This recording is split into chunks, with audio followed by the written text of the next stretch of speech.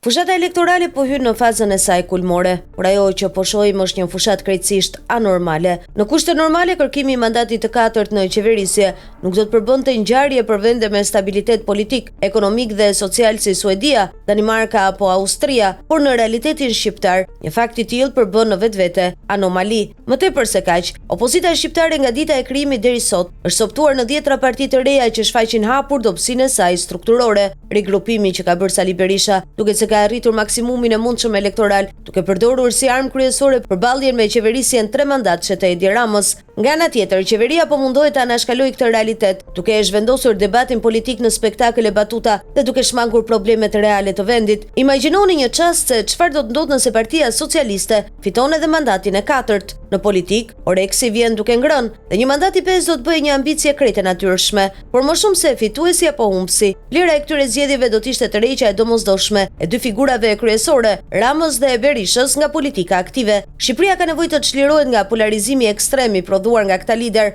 Nga ana tjetër, nuk mund fajsohet vetëm pozita për gafat katastrofike të opozitës. Ajo iku nga parlamenti, nuk mori pjesë në zgjedhjet lokale dhe kreu veprime vandale duke sulmuar selin e PD-s. Për më tepër, opozita duhet paracaktohet qartë, është apo nuk është pro SPAK dhe reformës në drejtësi. Në këto kushte, 4 mandate rresh qeverisje janë shumë të lodhshme për çdo shoqëri, veçanërisht për një vend në krizë ekonomike dhe sociale si Shqipëria. Kjo gjendje po prodhon stres dhe presion psikologjik të jashtëzakonshëm te politikanët, që po zhndërrojnë fushatën në një festival gafash që konsumohen si meme në rrjetet sociale. Një nga arsyet e kësaj gjendjeje absurde është imitimi i stilit të fushatave amerikane, spektakle televizive dhe lider në qendër të vëmendjes, që në fakt nuk përkojnë as pak me mentalitetin europian të votuesve shqiptar. Kjo formë e spektaklit të importuar krijon indiferentizëm, zbej interesin e publikut dhe zgjeron zonën ngrit elektoratit. Media shqiptare ka luajtur një rol negativ në këtë proces, duke i dhënë hapësira të pakufizuara politikës për shkak të lidhjeve me grupe interesi dhe interesa financiare. Në këtë mënyrë,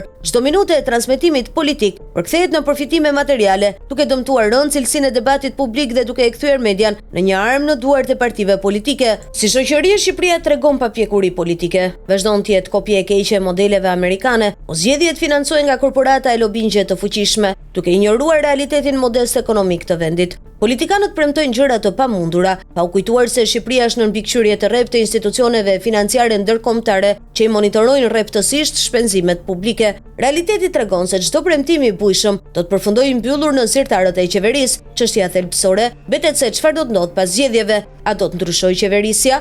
Sa e fortë do të jetë opozita? Cili do jetë fati politikanëve të përfshirë në blerjen dhe shitjen e votave, sidomos tani që SPAK po nis hetimet? Në vend që të shpikin kabinete hije apo programe qeverisëse pa peshë reale, partitë e reja duhet të angazhohen fuqishëm për të kundërshtuar metodat e pandershme të partive të mëdha. Në vend të imitimit të fushatave të kushtueshme dhe të pazakonta, duhen promovuar fushata më modeste, më të ndershme dhe më pranë realitetit shqiptar. Në fund, mbrojtja e votës duhet jetë prioriteti kryesor për gjitha partitë. Lufta duhet jetë kundër elementëve kriminal që ende ndikojnë në politik. Pa pastruar terrenin politik nga kapuçanët e zinj që janë kthyer në ushtar elektoral, Shqipëria nuk mund të ketë as stabilitet politik, as ekonomi të qëndrueshme dhe as demokraci funksionale.